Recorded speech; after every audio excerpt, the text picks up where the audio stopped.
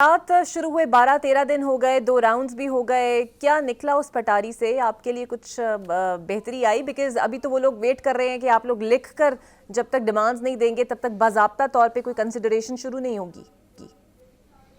ہاں جی، کل بیسیکلی امید ہے کہ جو مذاکراتی کمیٹی ہے ان کی اڈیالہ میں خان صاحب سے ملاقات ہوگی، اور جب ملاقات ہو جاتی ہے تو جس طرح سے پارٹی نے 2 آلریڈی ڈیمانڈس تھی وہ تو پبلکلی سب کو پتہ ہے، اگر اس میں کچھ اضافہ ہے یا انہیں ریورٹ کرنا ہے جس طرح سے بھی ہوگا کل خان صاحب کی مشاورت کے بعد کنوے کر دی جائیں گی.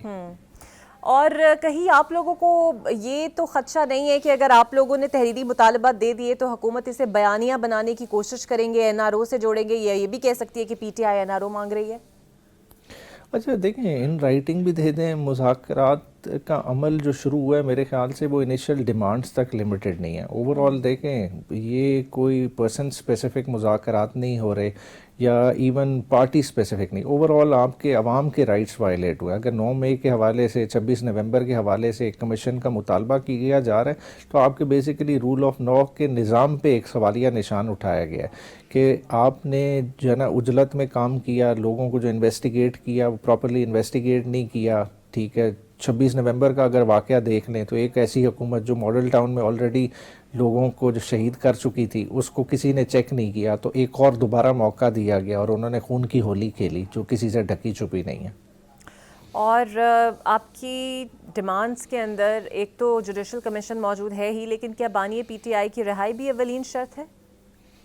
دیکھیں، خان صاحب کے جو نیچرلی جو اوور آل ہیں جتنے کیسز بنائے گئے ہیں وہ پولیٹیکلی موٹیویٹڈ کیسز ہیں، اور جس طرح سے آپ نے دیکھا کہ سال جب شروع ہوا تھا 24 کا 3 کنوکشنز بیک ٹو بیک آئیں. مقصد کیا تھا کہ خان صاحب کو سیاست سے باہر رکھنا، اور وہ ساری کنوکشنز جب ہائی کورٹ میں کیسز گئے، اگلے فورم پہ گئے، وہ ہم نے دیکھے کہ ختم ہوئے. اسی طرح اب القادر کا کیس ہے جس کو غیر ضروری گورنمنٹ لنگر آن کر رہی ہے، خالی ایز اے پریشر ٹیکٹک رکھنا چاہ رہی ہے، تو وہ بھی ختم ہونا ہی ہونا ہے. مگر خان صاحب کی اولین ترجیح کیا ہے کہ جتنے اسیران ہیں، دیکھیں اگر ڈاکٹر یاسمین راشد کو دیکھ لیں، میاں محمود الرشید کو دیکھ لیں، اعجاز چودھری، عمر چیمہ، دیکھیں 1.5 سال سے زیادہ قید ہیں.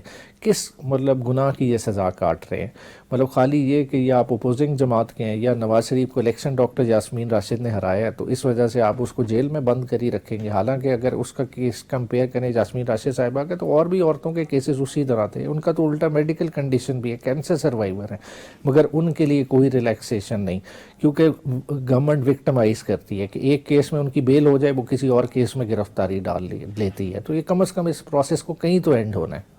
اور اگر ان کی رہائی آپ سمجھتے ہیں کہ جینون ہے اور ہونی چاہیے تو پھر ہاؤس اریسٹ کی آفر جو انہیں دی گئی یا بنی گالا ٹرانسفر یا پھر کے پی جانے کے حوالے سے، تو وہ کیوں ٹھکرا دی پھر بانی پی ٹی آئی نے؟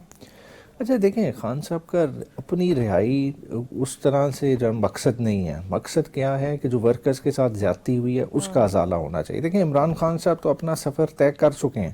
دیکھیں 500 سے 18-19 دن جیل کاٹ لی ہے، ٹھیک ہے، اور اس طرح سے کاٹی ہے جو آج تک کسی سیاسی قیدی نے ایسی جیل نہیں کاٹی ہوگی کہ ایک دن کی سک لیو نہیں لی، کسی ہسپتال کا آسرا نہیں ڈھونڈا. تو خان صاحب تو ڈٹ کے اپنی جیل فیس کی، اور اسی نظام کے تحت چاہے پولیٹیکلی موٹیویٹڈ کیسز تھے، چاہے جس طرح کی شہادتیں آئی، چاہے جیل ٹرائل کیا گیا، انہوں نے اس پروسیس کو پوری طرح سے فیس کیا. اب تو ان کے پروسیس اینڈ پہ آ کے کھڑے ہوئے ہیں. خان صاحب نے تو الٹیمیٹلی باہر آ ہی جانا ہے، مگر بات یہ ہے کہ نظام کو تو بہتری کی طرف لے کے جانا ہے تاکہ جو کل کو کوئی اور وکٹمائز نہ ہو اس پروسیس میں.